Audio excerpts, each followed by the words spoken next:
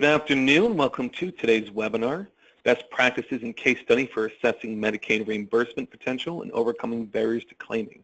My name is Matthew Darius. I'm the Professional Development Coordinator here at New York ASBO, and I'll be your moderator today.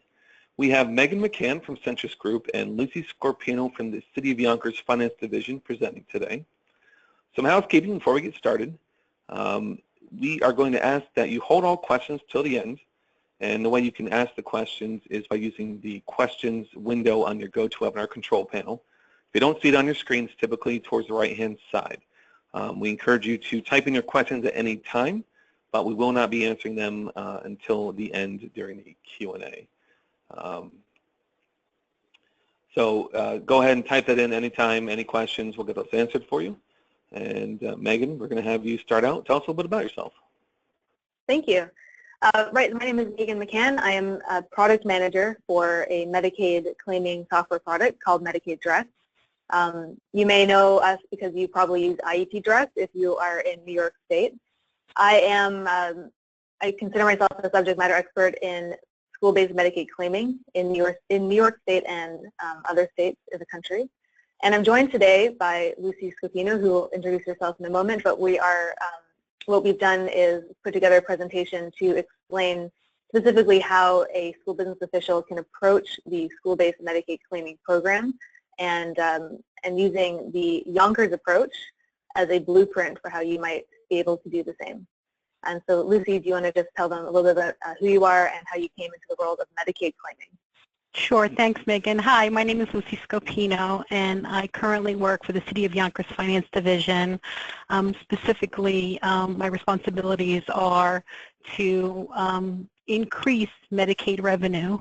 And so I am new to the school district. In my past life, I was an investment accounting professional. And so this opened up a whole new world for me. And I'll talk a little bit more about that as we go forward. Okay, great. Okay, so our agenda today is, very quickly, I just want to give you a framework. So we're going to talk a little bit about why focus on Medicaid reimbursement.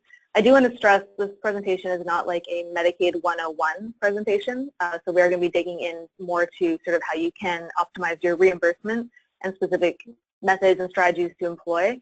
But we're not going to go through all of the program requirements. If you are interested in that kind of thing, please do let, I guess, Matthew know, and that could be another presentation at some point. Talk specifically about the role of the school business official in driving success of the program, talking about how you might begin to look at your program. The bulk of the presentation, though, will focus on the Yonkers Public Schools case study, so digging into their approach and giving you a few specific case study examples of how they dealt with specific issues. And then, of course, as Matthew mentioned, we'll be taking any of your questions at the end. All right, so why do you want to focus on this program? Yeah, I mean, Medicaid reimbursement is not going to be the biggest line item in your district budget. We know that. And so often it's not necessarily top of mind. It's not going to be the priority item. But it is an additional source of federal dollars. You know, we know that special ed spending is around 20 to 22% of the entire budget. We know that cost is only going up. We also know that the federal allocation, the IDEA funding, has never met its full obligation. So the Medicaid program does give you one of the very few places to get additional federal dollars that go back into your general fund allocation. So you can use this money to pay for teachers, for class trips, for computers, really anything that you need. And that's also important because it's not restricted, so you don't have to spend it back on the special ed program. There is a quick turnaround with the program in terms of the fee-for-service component, which is what we're talking about today. So when you submit a claim for reimbursement, the turnaround on payment is fairly quick. It's about 6 weeks or less. So you do see that money coming back into your district fairly quickly, which again is different than many other types of grants or federal grants. Focusing on Medicaid reimbursement will also support your special education compliance. Medicaid reimbursement is a federal program that allows you to seek partial reimbursement for the cost of providing certain special education services. And part of the requirements of the program that you have documentation, you're tracking and counter delivery for related services, and so on. And so these two things go hand in hand. As you see your Medicaid program improve, you also notice that your special education compliance is also stronger. But what makes the program challenging? Lots of ways to answer this question, really so many. But at the end of the day, it's subject matter expertise. And every problem you can identify with Medicaid, whether it's understanding a regulation change, trying to understand that gray area between what you think the regulation means and what it might mean, really understanding your opportunities to improve the program, generating the interest and participation from your staff and from your district leadership. I mean, all of these things come back to the core issue of subject matter expertise. If you don't have someone in your district or a resource or a vendor who has subject matter expertise, you will not necessarily be able to optimize your claiming program or properly manage your compliance. And so what is the role of the school business official? We know it's not to do the Medicaid claiming, right? That's not your job. You've got a lot of other things to worry about. I would think that as a district leader, as someone who's in a position to make decisions, the role that you can play to drive success is to provide informed and supportive leadership. And what I really mean by that is it is your job to set the goals for the program, to help secure support from other district leaders. You can help control and allocate resources to drive success of the program. You can monitor the progress of the program and the operations to make sure it's efficient. It's important that there is a positive feedback loop from leadership.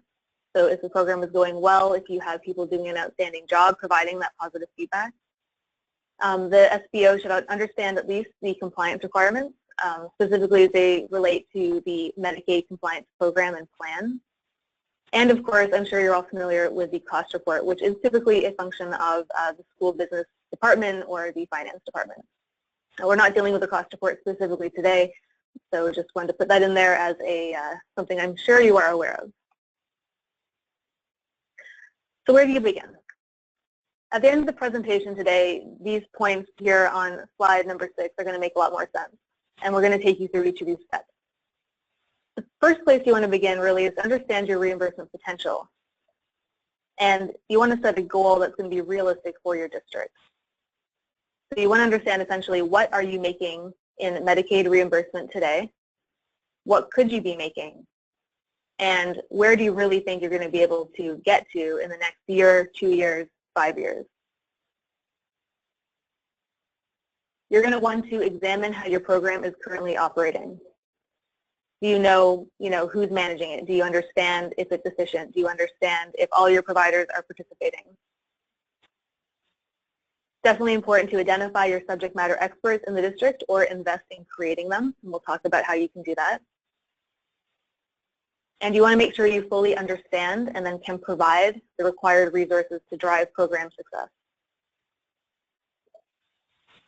When we're talking about Medicaid reimbursement potential, the challenge is you definitely know, or you can find out very easily, how much you're spending on special ed.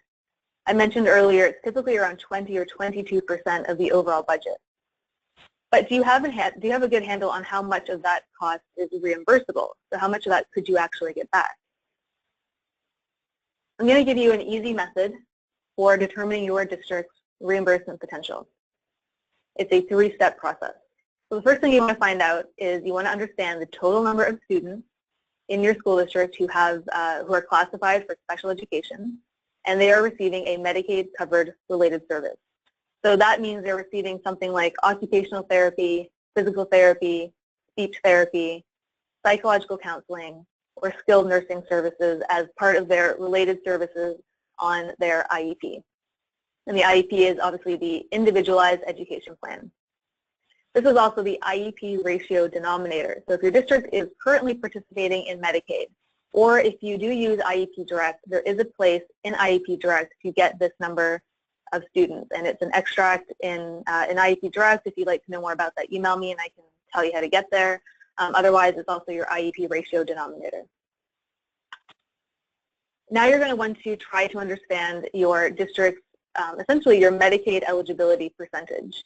And the best and most reliable proxy for that is your economically disadvantaged percentage. This is essentially a poverty line indicator. It is a driver for free and reduced lunch. It's also, because it's about income levels, it will also relate to Medicaid enrollment. So you can find that at data.nysed.gov. Just put in your district's name, and you can find your economically disadvantaged percentage. It's one of the data points on that dashboard. So you want to multiply that percentage by the total students in your IEP ratio denominator, and then multiply that number at a figure between $750 and $1,500 per student. That is the average reimbursement per student, and it is quite a range, but it will give you a good idea of where your reimbursement levels are. So if I take this example and I show it to you with the Yonkers district in mind, so the same formula. So Yonkers has about 2,900 students with an IEP and also a related service that's covered by Medicaid. The district's economically disadvantaged percentage is 79%. Timesing it by, or multiplying it by that range, we get 1.7 million to 3.4 million in total projected reimbursement. So that's something you can do very quickly, as you can see, just to get a handle on what you are potentially able to get reimbursed from this program. There is a longer and more accurate method. I'm not actually going to walk you through all of this. It's going to be on the slides. It's in your handout. This is the kind of thing you can do with a data analyst if you want to pursue this method. If you use Medicaid Direct in the toolkit, you get this number, same basic formula. This is a more accurate method because you're not accounting now for just a per student number, but you'd be looking at the specific related services on those IEPs and accounting for the frequency and duration. So for example, a student who has speech twice a week for 30 minutes, you would then calculate the total number of services to be provided in a school year. So you get like 72 claim units. Then you would find the average reimbursement rate for that particular type of service. And then you would use your disadvantage percentage or your actual eligibility rates if you have it. And then you would get to that same sort of ballpark estimate, but it would be more specific based on exactly which services are being provided in your district for a given school year. So feel free to also email me about this if you'd like to learn more about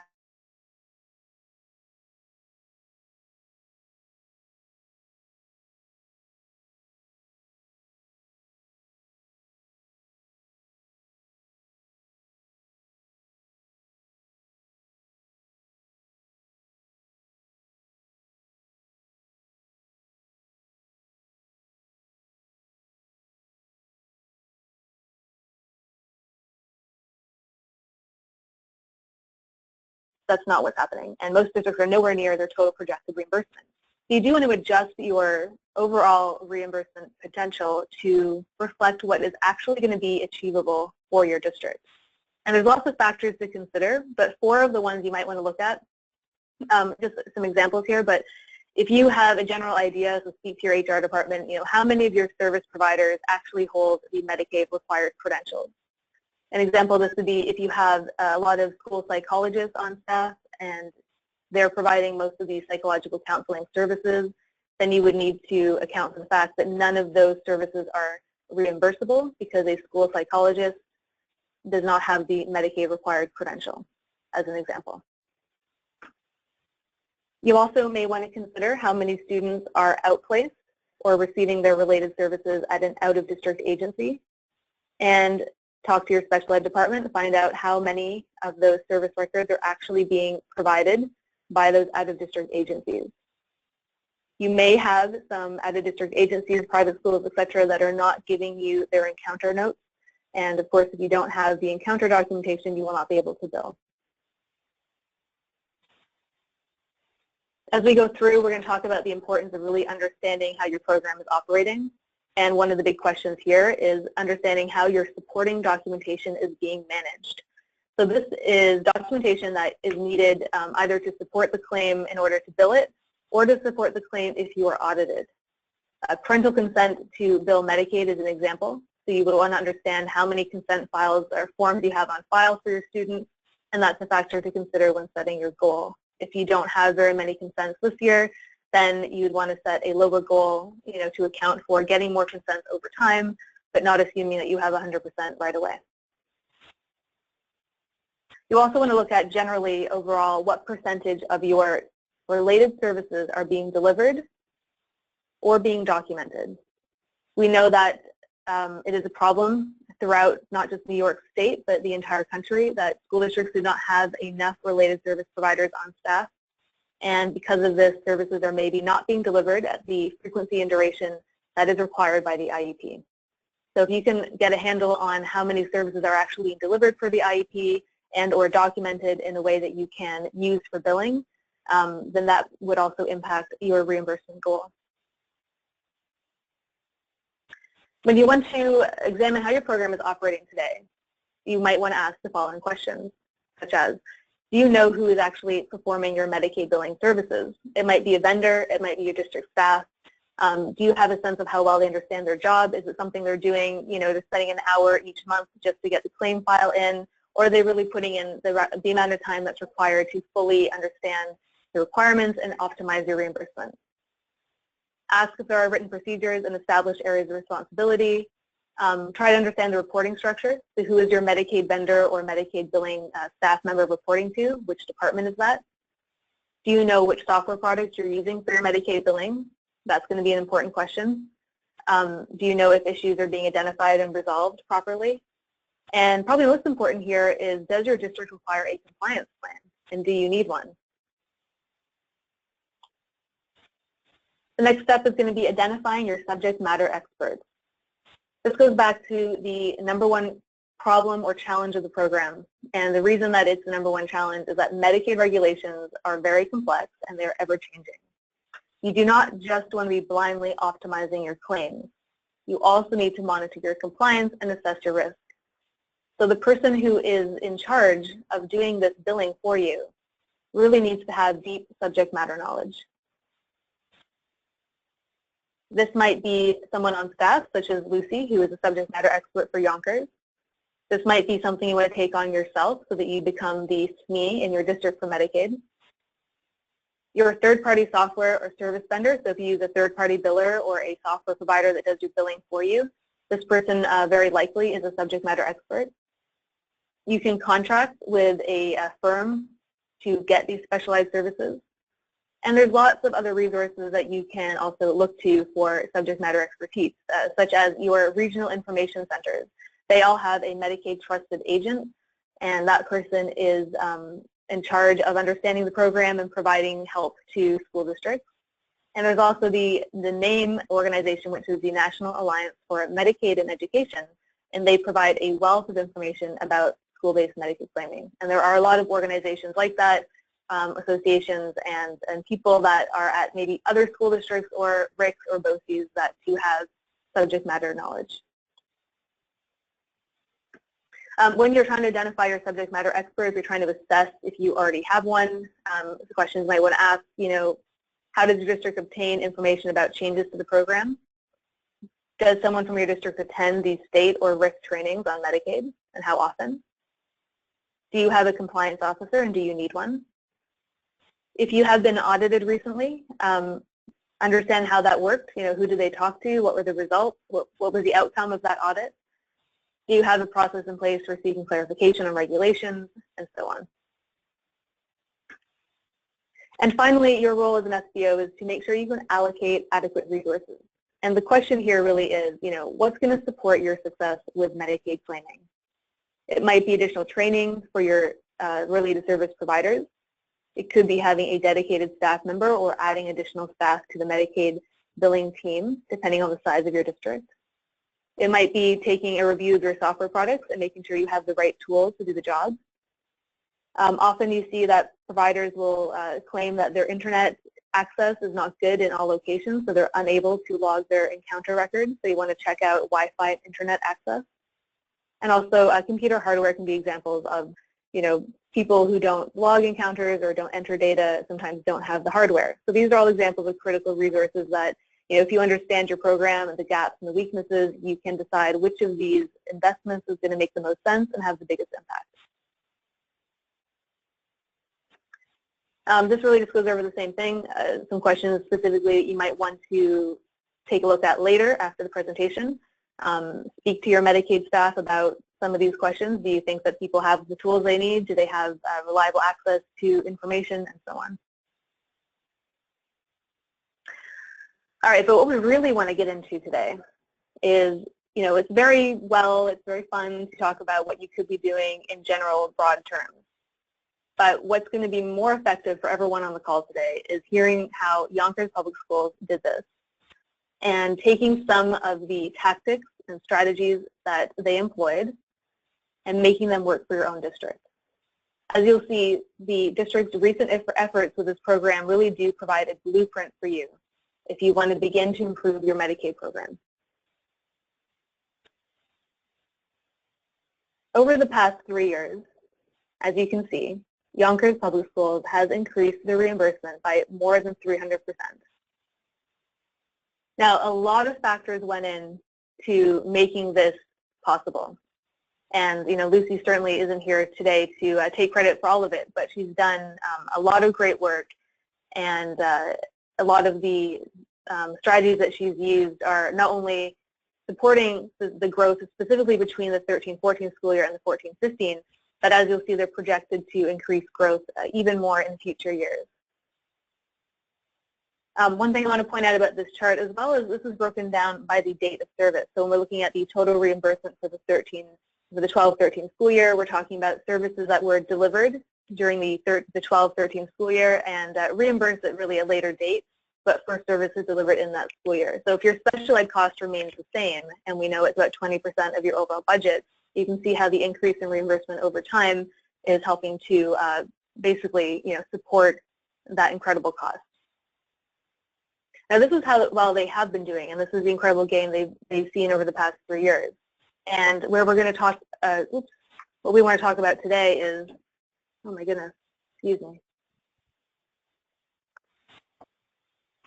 Oh no. I lost an image. Hold on for a second. Mm-hmm. Bear with me for 1 second. I have a solution to this problem. You actually have it on your handout that we gave you earlier.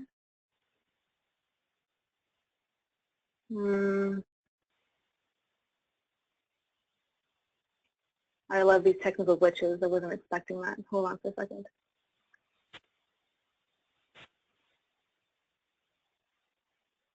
Here we go. All right. This is a view of Yonkers Public Schools reimbursement increase over the past 2 years, and now we're looking at where they'd like to be in the future. And I'm going to turn this over to Lucy to talk a little bit about, how they did this and how they're looking to increase it. Thanks, Megan. So as you can see on the slide, excuse me, our full potential is at about $3.5 million, and that is the perfect world scenario. And in that world, every child, you're billing for every service. Every child has an IEP. You have a parental consent for every child. You have an order referral for every child, and you have all the right credentials. Clearly, we're not in that perfect world. And so looking at the services that we are billing for, we're only currently billing for 3 of the 10 services that are allowed under Medicaid reimbursement. We've looked at, the amount of parental consent that we have, the orders and referrals, and so we've come down, we scaled down our reimbursement potential to about half, to about $1.7 million, and that's how we're coming up with that number. So. Here we are back in the presentation. There you go. Okay, here we go. Okay. So this is, what we decided our approach to be, and this is what has worked for us. As I indicated in the beginning, I came from a very different world, and so I knew nothing about Medicaid, except that I thought that it was an insurance policy for people who couldn't pay for their own medical expenses. So I really had to learn what Medicaid was in reference to schooling. And so what I did is I did a lot of different research, and I'm going to get into a lot more specifics, but this is our approach. So we built some subject matter expertise. We actually looked at all of our data analysis to say, what were we doing correctly and what we were doing not so correctly, what we needed to strengthen. We also developed procedures so that we could really define how things should be done, so that we would have checks and balances and we'd be in a controlled environment. We also developed a mission statement that really said, this is where we want to be, this is where we are, and this is what we have to get past to be, at that optimal amount. We also focused on those items that we could fix, the low-hanging fruit, if you will, so that we could immediately start showing some progress. And then, of course, we continue to plan for the long term, for those things that we know that we would like to do, but will take, obviously, more time and analysis to get there.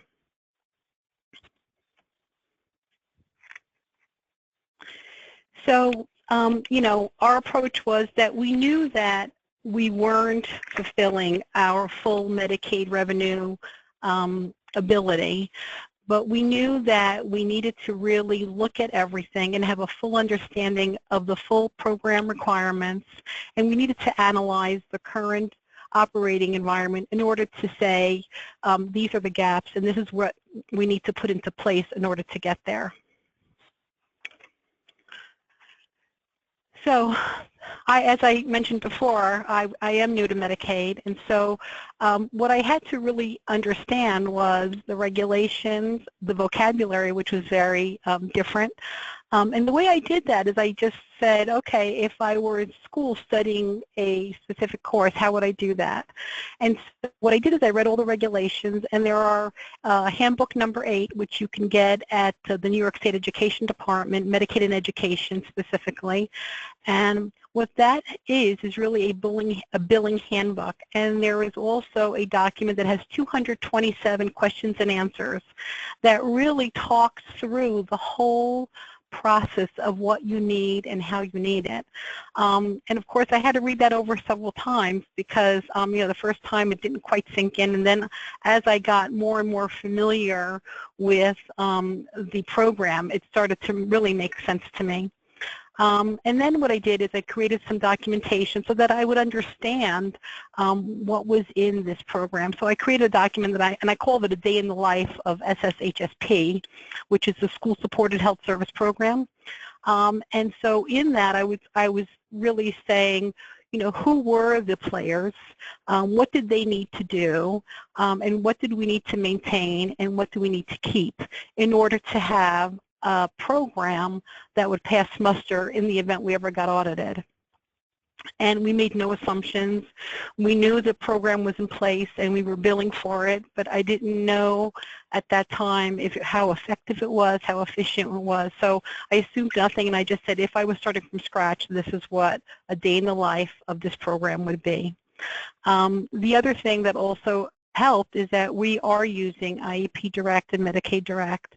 And so all of these tools made it a lot simpler for me because there are so many validation and checks in the system that you didn't really have to concern yourself with because they were already there. But in the event you're not using one of these software tools, you need to make sure that somehow you can connect all of the requirements with the claim.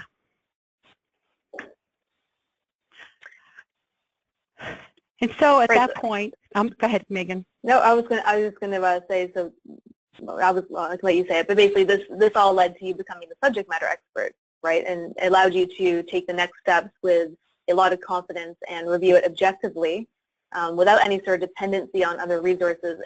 And you weren't just sort of listening to what you were being told about how the program was being run. You knew exactly how it should be working. And I think that was really a key thing for you in reviewing, what could be done better. Agreed. All right. So for the SBOs on the phone, if you would like to, think about how you can develop a subject matter expert in your own district and you don't have Lucy, which is unfortunate for you, right? So you want to understand how you can have a new staff member or an existing staff member kind of become that SME. So something that Lucy did that I thought was really useful is when she actually has another person working in the program for her. And when that person came on board, Lucy created essentially a knowledge building plan. It's a training plan, and it itemized the specific topics to research, the tasks to be completed each day, who the resource was, and it created a structured approach to Medicaid learning. I think what you'll find in many cases is the person who's doing your Medicaid claiming and gets to day one of the job and is presented with maybe the software, maybe log in from software, and potentially the handbook 8 that we mentioned, and then just kind of, hey, all right, go. And that's, that for a lot of people, they can take that and do really well, but it is helpful if you want to have a hand in making sure you have a subject matter expert, create for them a knowledge building plan to make sure they're hitting all of these specific topics. Writing out those key steps and requirements for the end-to-end progress of the Medicaid claim is also really important. So going right from the point when a student is referred for special ed all the way through to filing your cost report will help you or the subject matter expert in training understand the entire process and how it all is relying on a prior step or a future step. Doing a control sheet for Medicaid claiming is important. This is each cycle. So right now, currently with CINERIC, you are probably submitting a claim every 6 weeks. So identify the deadlines, the reports you're going to need to get, when you need to assign tasks out, who's going to be responsible for those things. And part of understanding who is going to be responsible, of course, is consider doing a Medicaid-specific organizational chart, right? So to say, here's our staff member who's actually conducting the billing, here's her point of contact in the special ed department, she reports up into this person, maybe it's a special ed director, and so on, so that, even within the context of your general district organization, how the Medicaid program is specifically being organized. And some just examples of what we just talked about, here's an example of a new staff Medicaid training calendar, so really itemizing the dates, the specific topics to review, any notes about how you want to do that, whether it's a day spent reading, a day spent creating a flow chart, potentially one-on-one training with somebody. And then the example of the control sheet, this is just, again, a template example of the different reports that you need to access from CINERIC currently, when you need to upload files, and so on. And this is the kind of thing that Lucy still uses, I believe, the control sheet for every single cycle. And she and Kate, who is her sort of co-pilot on the Medicaid program, they fill this out for every single cycle, and that just helps them make sure they didn't miss anything important. That is step 1. And step 2, Lucy, what did you do next? Okay, so what we did, the next thing we did is we were trying to figure out how could we identify opportunities. And we although, our mantra was to increase Medicaid revenue, or revenue via Medicaid reimbursement, I should say, we actually looked at, what were we doing with the claims. On the 3 services that we were billing, what did we need to make sure that we had valid claims and that nothing would go wrong in the event of an audit. So the first thing we did is we looked at our software and we looked to see who in fact was accessing it and what their user rights were, because let's face it, the information in software is only good as what goes in so that it can come back out again and go through your Medicaid claiming. So we did a review of people who had access, what levels they were, and we cleaned up a little bit to make sure that we were happy with who had the access and what they were doing.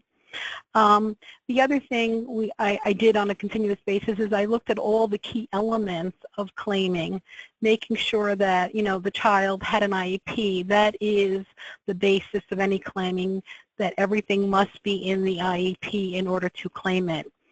We actually looked at the encounter records, did they have the right signatures? Were they contemporaneous?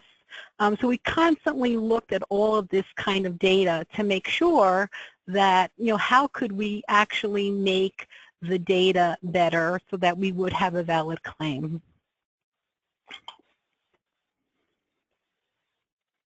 Great, and I think the result of this, the key takeaway here is that if you're doing data analysis, doing it without the subject matter expertise doesn't tell you a whole lot, right? So when Lucy was doing this data analysis, she was looking at it, again, objectively, understanding what the program required, and then was able to immediately identify those key opportunities and issues. So seeing that too many people potentially were updating IEP documents, understanding that encounter records were not correct. I mean, knowing what you're looking for is the really critical step to understanding what you don't have.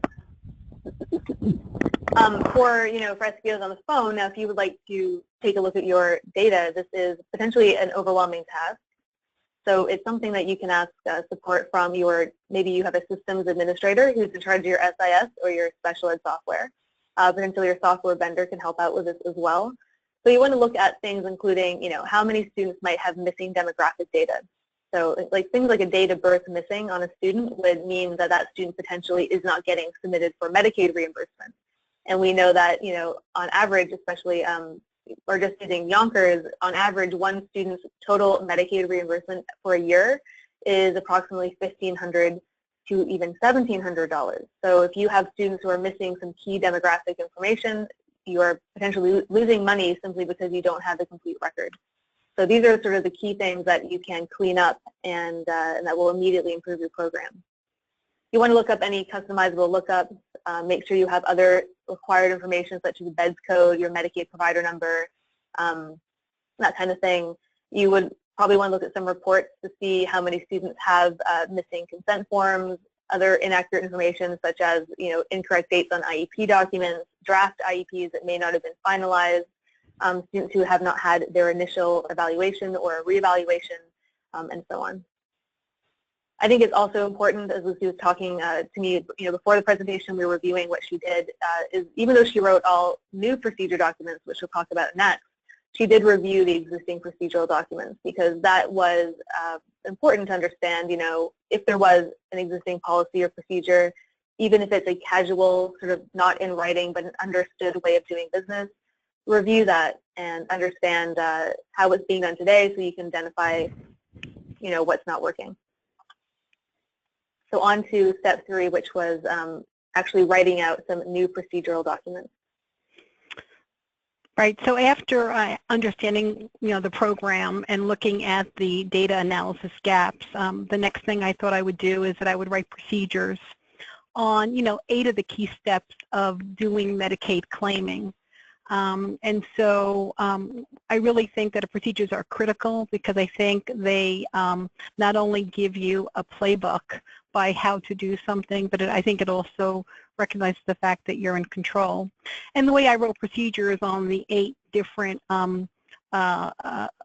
steps, it would be, as I kind of stated an objective, I gave a brief narrative of what the procedure should be doing, and then a detailed step-by-step, playbook that somebody could actually follow. If you had a new staff member coming on board, you could give them that and they could follow that.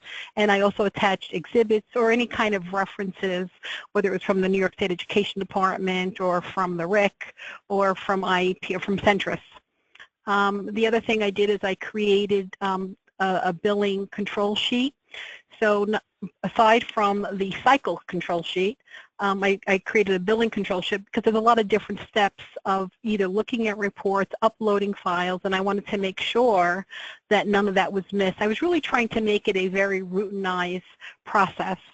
I also created a couple of other forms because some information is really critical that you have and you've identified it. I've created some forms for provider credentials, meaning that as you're adding a new provider and they don't have the correct credentials to, although they can give services, but you cannot submit them for a claim, for example, an occupational therapist assistant. They need someone to supervise them, so you needed to know that right up front, otherwise you would have an invalid claim. So I created those forms and then created some additional forms for those people who were supervising to make sure that they met all the requirements that are in the Medicaid program. So after, all right, I'm sorry, Megan, go ahead. Oh, I was going to say, so, the takeaway here is that you really need, Yonkers is a huge district, right? So everything scales and you have so many providers to manage and all of these student records to look at. This, I think, is appropriate for any size district because creating a new procedure streamlines and standardizes your documentation so that going forward, you know exactly that you have what you need and it's all in the same format and you're not dealing with a variety of different types of documentation. When an auditor audits a Medicaid program and they request all this supporting documentation, the worst thing that can happen is that, well, first of all, you can't find it, but also that it's not standardized. So they're having to interpret different versions of potentially the same kind of thing, which slows them down, makes them grumpy, and potentially raises questions. So having a standardized format and approach is important. It also, of course, highlights things that potentially need to be done differently.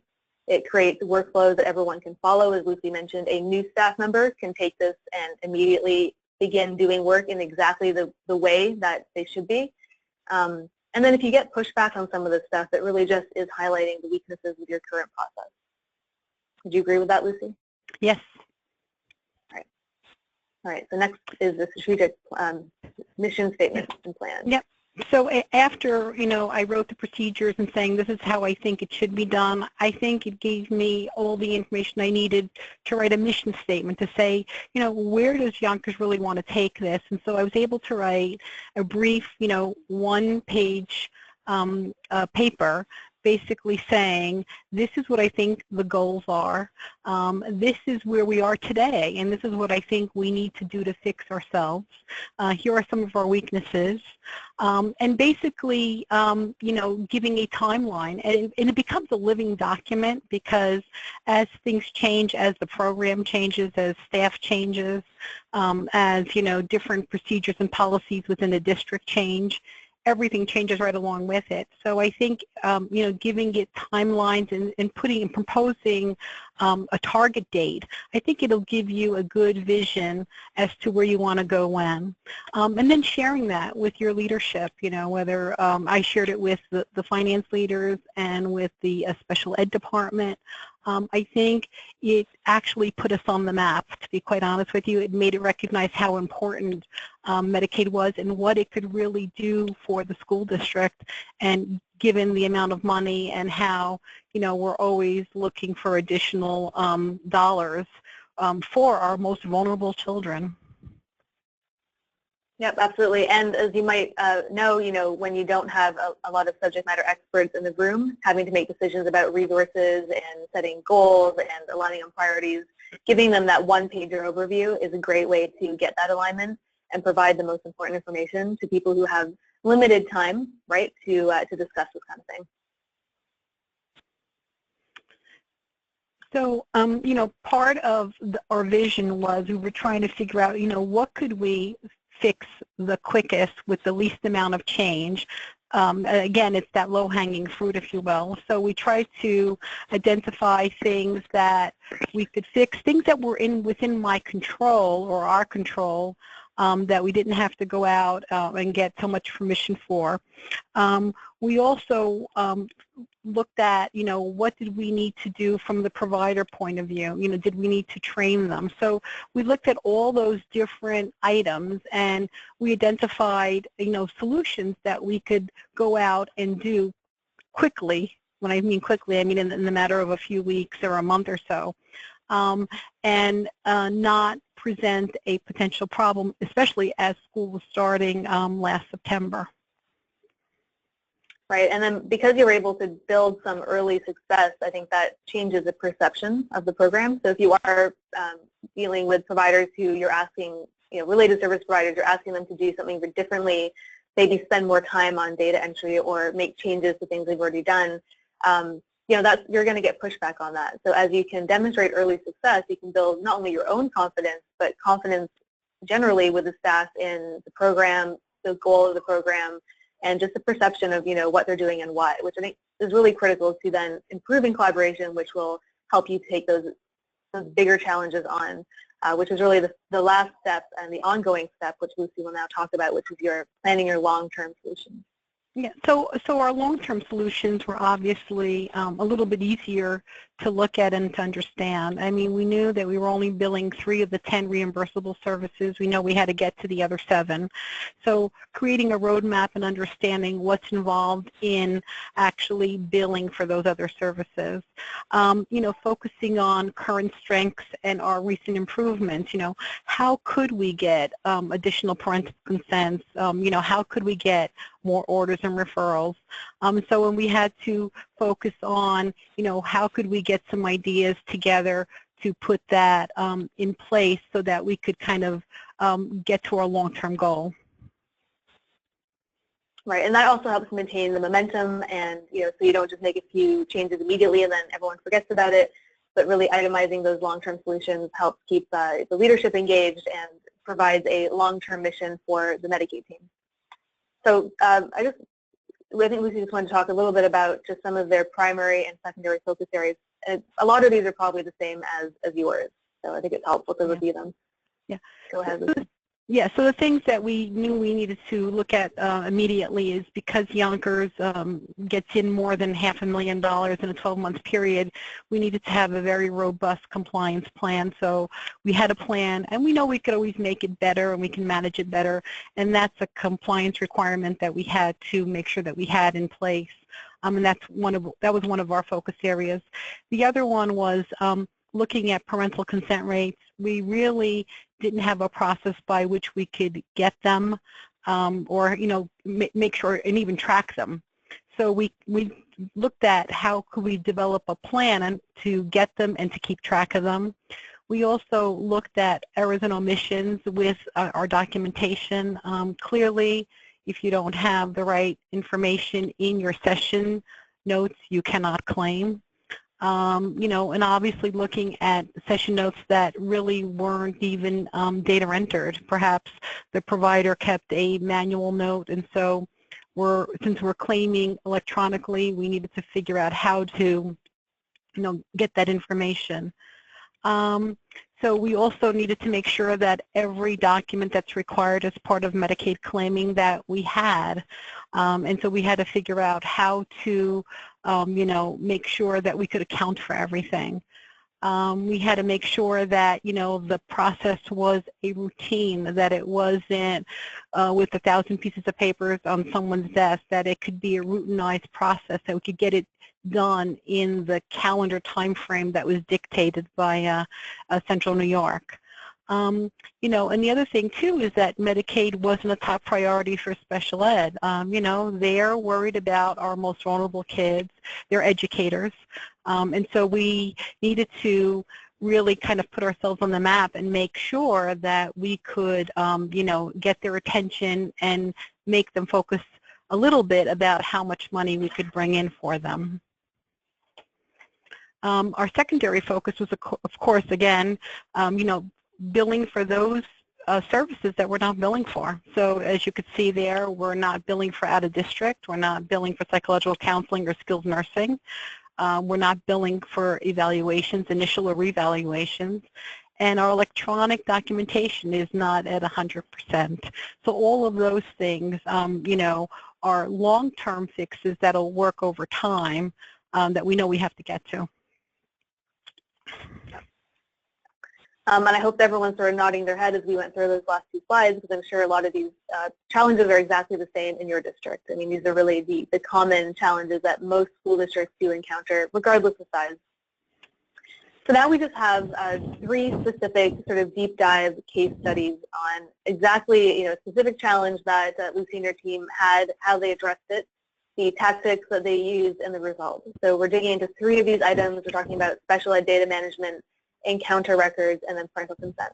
Of course, there's only so much time in the webinar, so we would have loved to do a deep dive in all of these areas, but we thought these 3 provided a good sort of, again, blueprint. So with special education data management, the challenge was that, you know, the Medicaid billing program before Lucy came on board had been managed under the umbrella of the special ed department. And of course, as she mentioned, the special ed department is, they're educators, they are focused on providing services to these vulnerable students to, you know, ensure their success in school and in life. So they're not concerned with Medicaid. And it just led to less than optimal billing processes. So it was actually a very laborious process. There was a lot of manual data entry, so a lot of staff providing paper notes, and then one person having to do the data entry. And then really, I think more recently, the issue was that because Medicaid wasn't necessarily prioritized the way it should be, the relationship between the requirements in special ed as they relate to Medicaid was not ideal.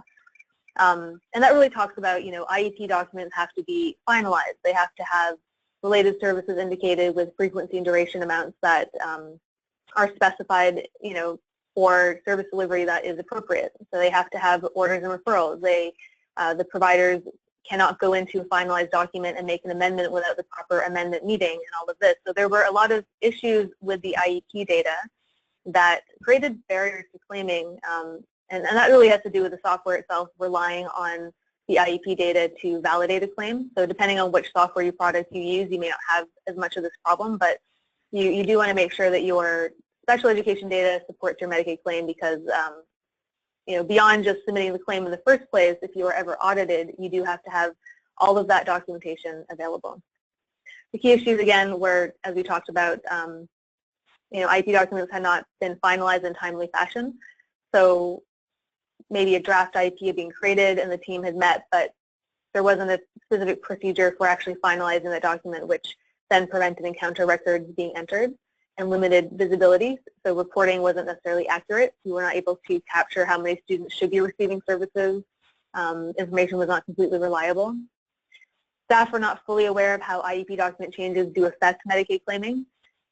So if they did something on an IEP, forgot to add an exit date or something like that, then it did have an impact on Medicaid and it wasn't properly understood. And there was a lack of clear and consistent procedures for managing all of the other supporting documentation, such as parental consent, orders and referrals, evaluation documents, and so on. So the goal here was to optimize the Medicaid billing operations through collaboration with the special ed department to support compliance and increase the Medicaid reimbursement. And the approach primarily here was that they wanted to transition the Medicaid billing unit out of the special ed umbrella and instead have it be part of the finance department. And this is important because it really allows for, not only more dedication of staff time, because now you don't have a special ed secretary also trying to do Medicaid billing, but it allows you to have a more of a peer-to-peer relationship with the departments that are your key stakeholders and collaborators in the process. So the tactic obviously was to transition the billing responsibilities to a dedicated unit under the Department of Finance, and that is where Lucy's team now sits. She actually is part of the Yonkers City Department of Finance, and they work in partnership with the school district. They reviewed and modified staff permissions to control IEP document data, such as looking at, which types of staff have ability to add documents, delete IEPs, modify IEPs, modify finalized IEP, and all of that, making sure that the appropriate people only had that type of control. Lucy and her team established regular communication channels. So they started to present at staff meetings, and they had set up meetings with each school special ed liaison, and they have monthly staff meetings with the special education department.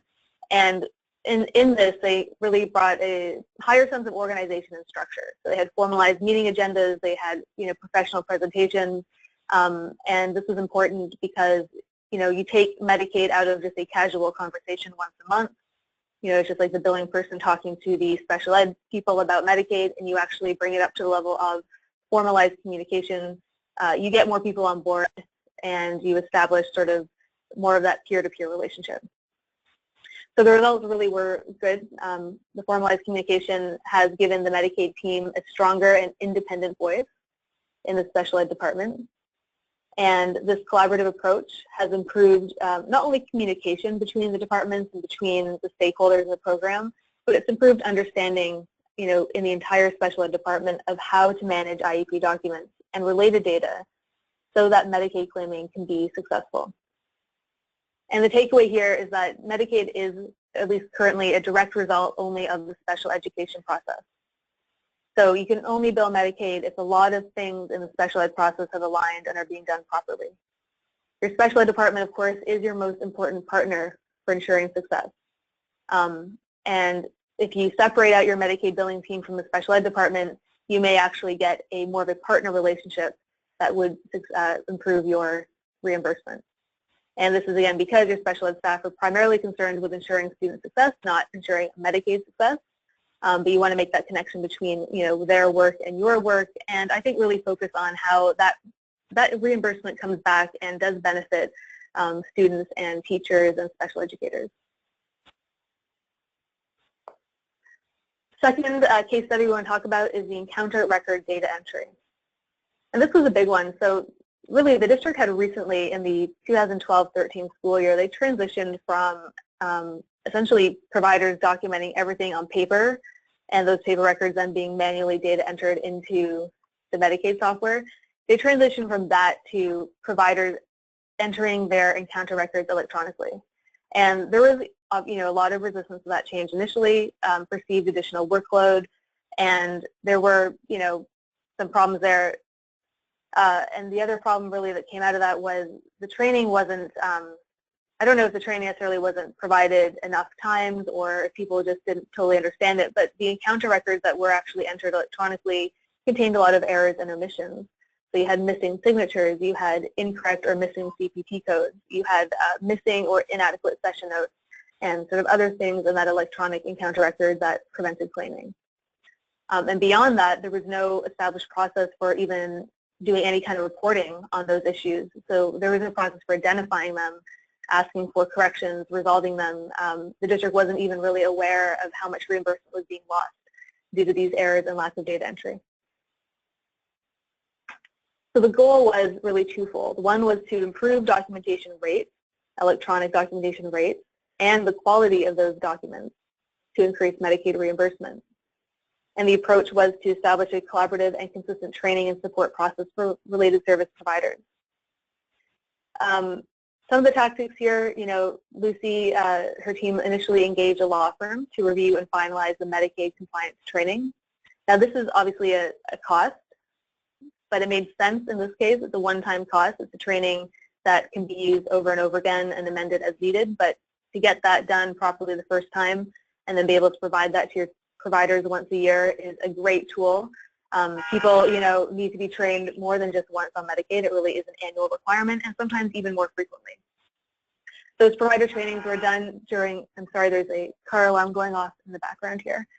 The provider trainings were done during professional development days, and the Medicaid team, so Lucy and Kate, actually had business cards made, and those business cards were handed out to all of the providers, all the related service providers, and that was done to open up the channels of communication. So they knew they could at any time pick up the phone or send an email to Lucy or to Kate with their questions and get a response.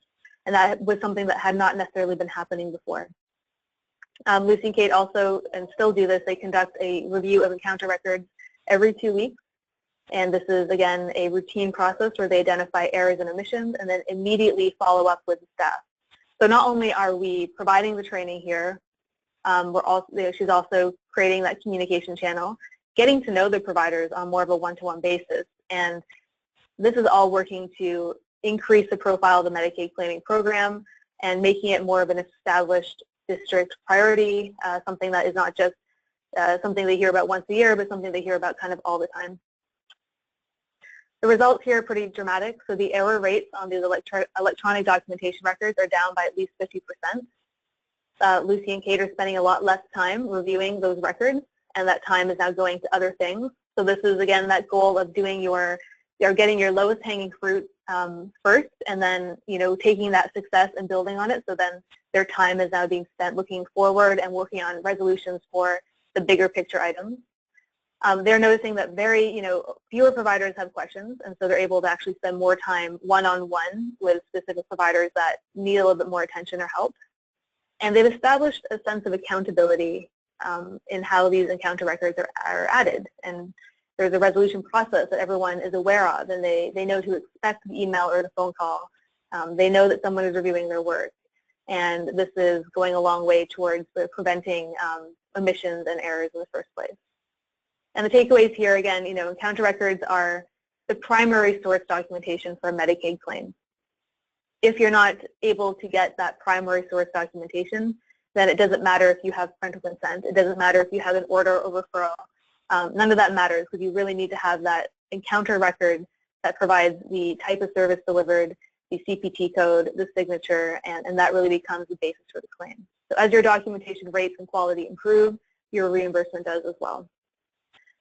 And related service providers are busy, and most districts are pretty badly understaffed. So you've got to provide many options for training and support. It's got to be really easy and convenient for your providers to ask for help. And being sensitive to their workloads and considering your tone and approach when you're asking for corrections or pointing out mistakes is important. And celebrate success. I'm sure that, when Lucy sees a provider who's made great improvements, then she lets them know. She says, thank you, I've noticed that you've done a great job and you're really helping the program. We appreciate your help. This chart shows you just sort of a few data points here. We can see from 2012, we started kind of down at 0 because this is when we transitioned. I'm saying we, but the district transitioned from paper records to electronic. the rate would, went up a little bit here. So you can see as the blue line here is all electronic encounter records being logged overall. The orange, the gray, and the green lines indicate the percentage of those, the orange and gray being the ones that have the required documentation, so the CPD codes and signatures, and the green line is the claim, so how many of those are actually submitted as a Medicaid claim. And so you can see the trend is, again, increasing, and as your total encounters, as the blue line goes up, your green line goes up as well. All right, Lucy, do you have anything to add to that before we move on to parental consent? The only thing I want to make mention is that, as you're communicating information to the providers, you have to make sure that you follow the HIPAA laws, and that, any identifying information of the child and the provider need to be done in a, password encrypted email. So I just, make you aware of that. Yeah, that's a great point, right? Not sending the student's name and email or CPT code out in an email. All right, the last one. Okay, so one of our biggest challenges was parental consent, and so after doing a full review of the parental consents that we had, and what we did is we actually matched the paper to the system. As I mentioned before, we're using IEP Direct. We wanted to make sure that whatever the system said we had, we actually had in paper. And so what happened is back in July of 2013, the rules changed that you only needed a one-time consent. And so at that point in time, it was difficult for the district to figure out who had signed a consent, who needed a consent, who, other things changed. So one of our issues were that, parents were really scared to sign the consent because they didn't really understand what it meant. There was no formal process for requesting the consent, except that a consent form was put into the mailing when the IEP was sent out. And the actual retention of that consent means that were they in a hard file, were they in an electronic file, were they in the student's file? So we needed a consistent place where we know we could find them in the event we needed to kind of pull them out. So our goal was, of course, to increase the number of signed consents that we had for Medicaid eligible students. And what we thought we would do is that we would try to figure out, how could we do this in a way that the parents would be, amenable to signing it, and it'd be easy for the staff to communicate that, because clearly the special ed staff, the registration staff, the liaisons, the special ed teachers, and the providers have the first contact with the parents. And the first thing we did is we actually improved how we were mailing it out. We actually, developed a question and answer sheet with 4 basic questions telling them what it meant for them to sign that, because we knew that parents were concerned about their services if us billing Medicaid would change their services or reduce their benefits, and we tried to make it very clear in those questions and answers that that did not happen. We also generated a cover letter that we included my name and Kate's name, phone number, and email, that people would call us. And people actually called us and said, I'm currently getting disability. If I sign this, will it impact my child? Will it impact my services? And so people were really worried about that. And we tried to make it easy by including self-addressed stamped envelopes in the packet so that they could just sign it and send it back. The other thing we did is that we actually included a yes, I give my consent, or no, I don't give my consent, because we didn't have a way to track if somebody said, I just don't want to do it. And, they're obviously allowed to say that. So we actually put 2 different checkboxes there. We also spoke to the special ed liaison to talk about parental consent and how they should present it to the parents, what they could say in the event there was a concern, and how they could go about trying to get the parents to sign it. We established a process that right now, as everybody is going through their annual reviews, a parental consent is being signed, hopefully, with the yes box. We've gotten back some no's, and so we're getting them that way. we're also hopefully getting it when new students are being enrolled. The registration office is actually getting a parental consent form signed so that we could, get that. Even if a child, even if we don't know yet if a child is Medicaid eligible, we're getting consents for everyone because someone's status could change at any time, and we'll just have it on file since it's a one-time consent. So that was our strategy. And so here are some examples, I guess, of different things. The first piece of paper shows you my procedures on how to obtain parental consent. The second sheet is the frequently asked questions. And the third is the cover letter that I spoke about that talked about not so much consent, but this happens to be on orders and referrals, but it's the same kind of letter that really puts a name and a phone number to the program. So what we did in the meanwhile, we actually did a mailing campaign back in September and November. And a mailing campaign is we came up with a list of those children that we knew were Medicaid eligible that did not have a parental consent. And we found that we got back about 18% of what was requested. Overall, though, what we did find is that the number of students with claims that did not have consent really dropped by 39%. So right now we have about 270 students that we do not have a parental consent for that have Medicaid claims.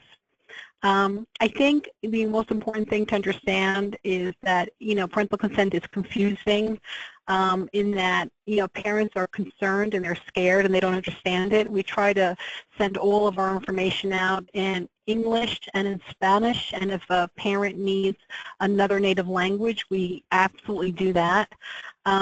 We have to try to take advantage of the different points that we can find parents to communicate with them.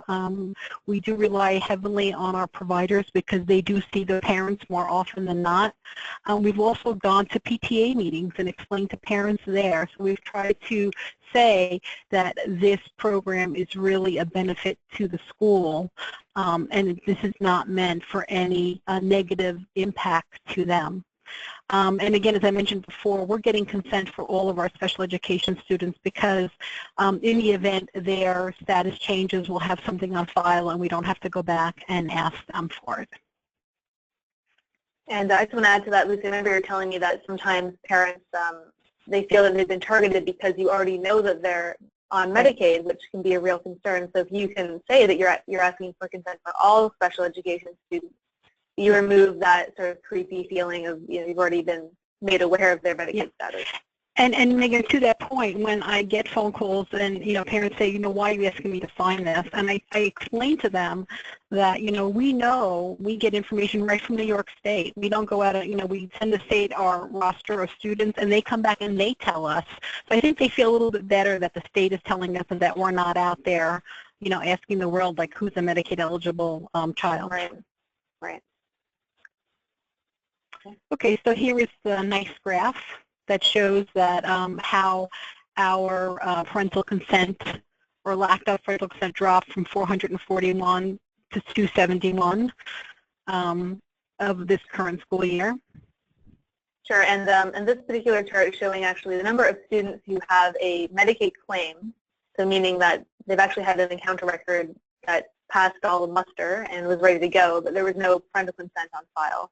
And you see that number was lower in 13-14, only because there were fewer encounter records added for students in 2013-14. So, I guess a good chart to sort of put side by side here would be seeing the total number of students with a Medicaid claim and seeing that this number went up here because the total number of students went up, and then the significant drop is the result of the recent efforts to increase consent.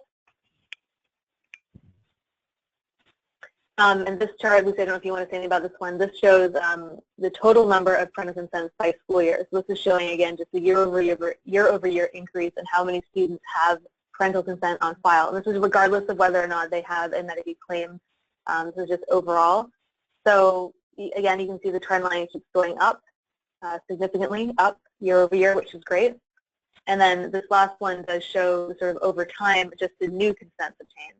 And you can see the big peak here is there was a changeover from essentially an annual consent, so parents having to sign this form every single year, to the state, actually the federal government changing that to saying, no, you just have to get it once for the student's lifetime in the school district. So that peak is just transitioning annual to the one-time consents. And Lucy, I think you wanted to talk about some of the other data points on this slide. Yeah, so if you look in September and November of 15, you'll see there's a little increase of a blip, and those were our mail campaigns. And so clearly here is that if you send information out to the parents and explain it and, you know, put a face to, you know, who's asking for it, instead of just, you know, a director or the Yonkers school system, you do get responses back as you see that. So these were our two mail campaigns in September and November.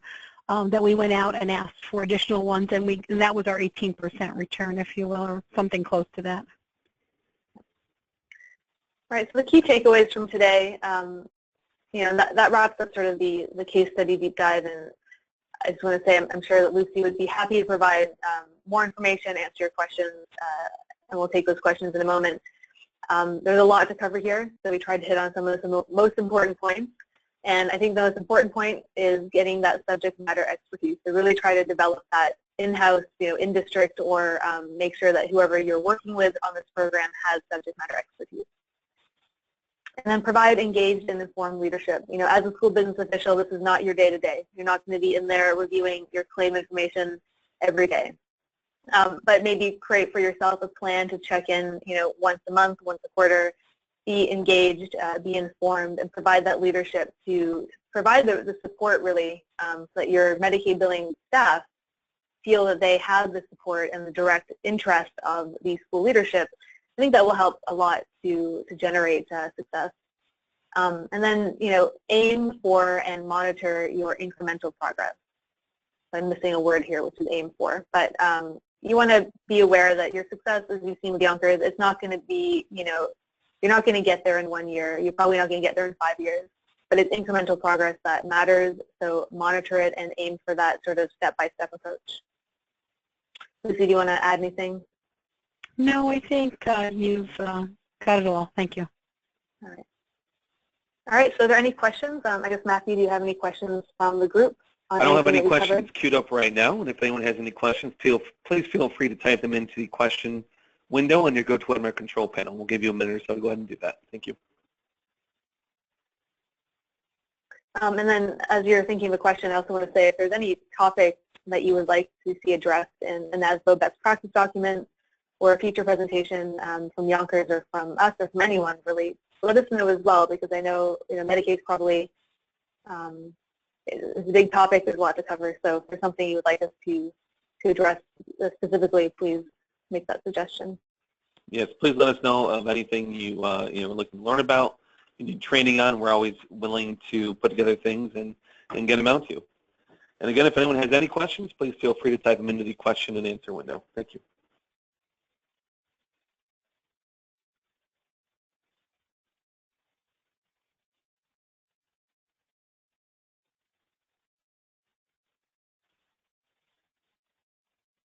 Okay. Well, Matthew, I guess we have no questions. Yep. Yeah, you can always email me. My email address is on the slide. So if you did have a question you think of later, go ahead, email me. All right. Megan and Lucy, thank you very much, and thank you all for attending. If you're looking for a replay of this, I'll be posting it in School Business Connect later this afternoon. Everyone, thank you for attending, and thank you again to our